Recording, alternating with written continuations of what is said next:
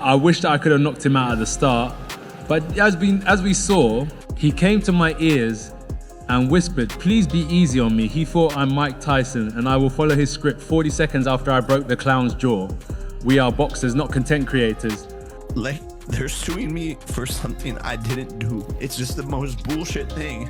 And I literally had to pay them a lot of fucking money. The ending already detonated because Jake Paul isn't just facing a knockout loss anymore. He's staring down a Netflix lawsuit that could nuke his entire boxing operation. And nah, this can't be real. So rewind with me, because seconds before the lawyer showed up, this was sold as the biggest legitimacy test of his life. And now it looks like the same night exposed contracts, egos, and a business model built on noise instead of control. Jake Paul getting sued by... I heard that Gervonta Davis was being very difficult to work with and Netflix was just waiting for a reason. Yeah, we think he broke his jaw. He's fine. We met with Netflix afterwards. He took a shower. He drove himself to the hospital. A broken jaw is very common in sports, particularly in boxing or MMA, and I think the recovery time from... Netflix is not some random afterthought. It's the consequence of a billion-dollar platform realizing they bet on volatility and got chaos instead. And you felt it the moment the Joshua fight ended, because this wasn't influencer boxing. This was marketed as real heavyweight business with judges, doctors, executives, and global eyes watching. And when that kind of machine feels embarrassed, it doesn't tweet. It litigates. Think about how fast this flipped, because 1 minute Jake walks in, fearless branding dialed to a... Dude, Joshua didn't throw a single straight right hand for 6 rounds. To 11. In the next minute, executives are allegedly asking why the product they paid for detonated into hospital footage and canceled fights. And here's the part that should make you uneasy. There are whispers that what Netflix expected and what they got were not the same thing. And someone, somewhere, knows more than they're saying. Anthony? Joshua didn't just beat Jake Paul. He removed the safety rails, and once those rails were gone, every prior promise got re-examined under a... And not only did you not get knocked out, you dropped and said, "Wow." I was like, wow, that was nice. I was on the ground, I was like, that was a good shot. Did he surprise you with his power? To be honest, no, but I mean, he surprised my jaw.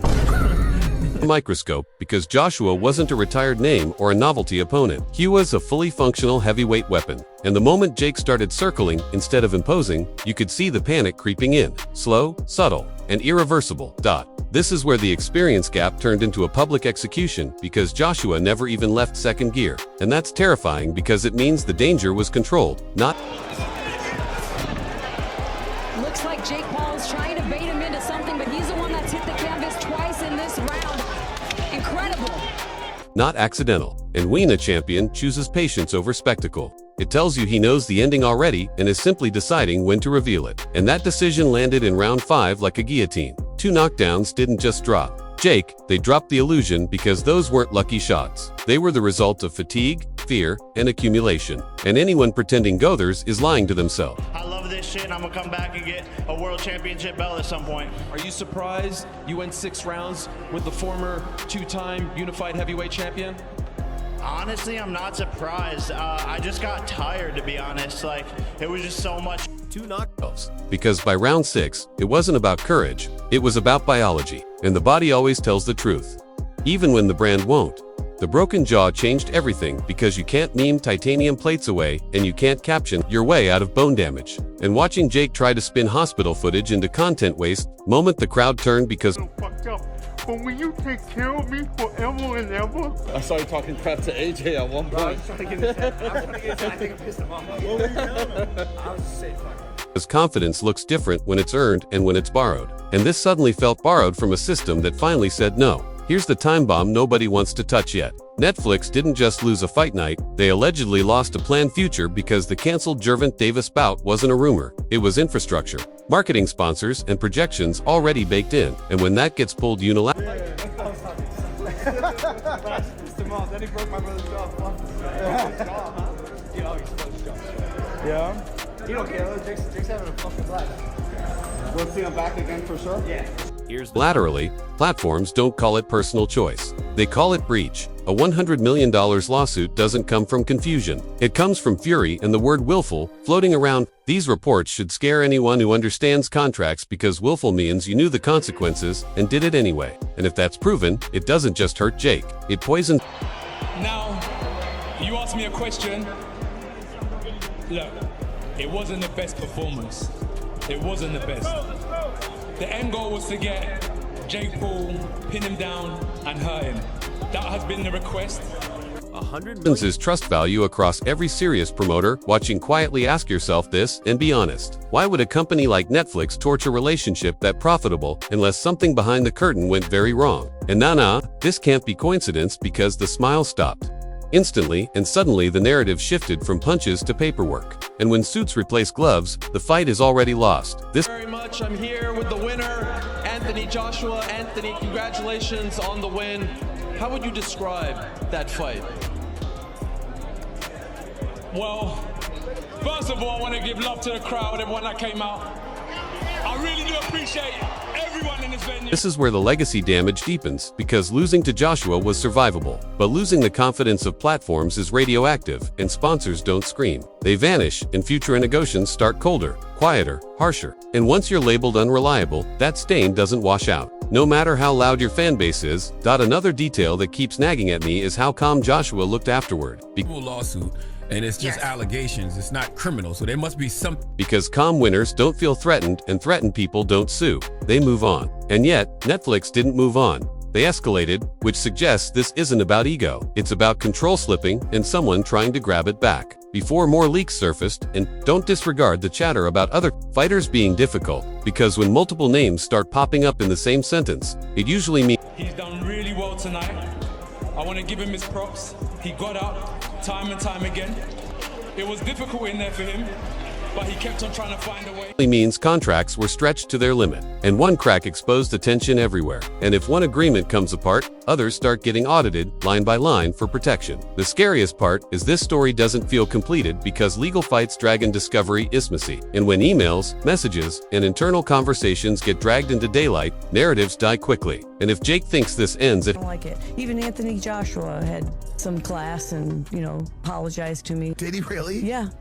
He worked his way through the crowd and came up to me and said, "Mom, it's just boxing. It's the fight game. It's just the fight game." Obviously.